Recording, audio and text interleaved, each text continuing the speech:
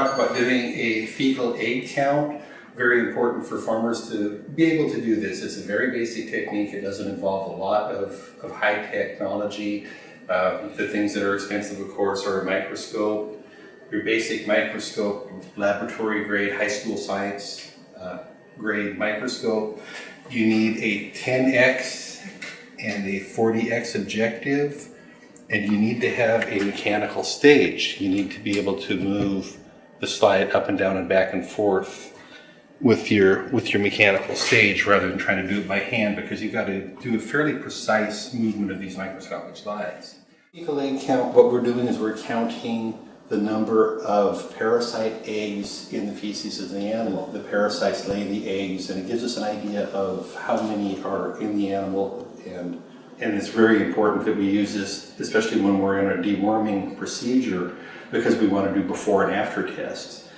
We need to be able to get an egg count before we treat the animals, and then treat the animals, and then come back later, 10 days later, do another fecal egg count. Make sure that our deworming product is working a lot.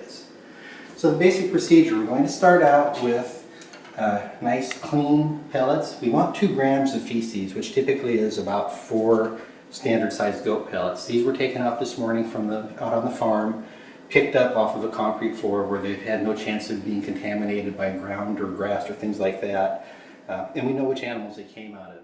If we have a large herd, we're going to try to get a kind of random sample from about 10% of our animals. So you should be doing, sometime you're going to do typically between 5 and 10 flotations every time you do this.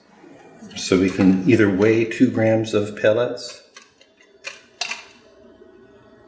and typically about 4 pellets. Very close.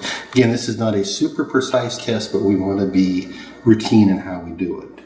If you don't have access to a scale that's going to weigh down to the 100th of a gram, and you want to do it another way you can do it is by cutting the tip off of a 3cc syringe.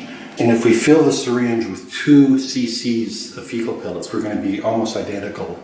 We can do this close enough that we don't have to weigh it if we don't have access to a scales. 2 cc's packed in, again, should be very, very close. What we want to do is we're going to float them in fecal flotation solution. This you can buy commercially, either buy it pre-made, or at the end we'll set up a recipe, which is basically all it is sugar and water.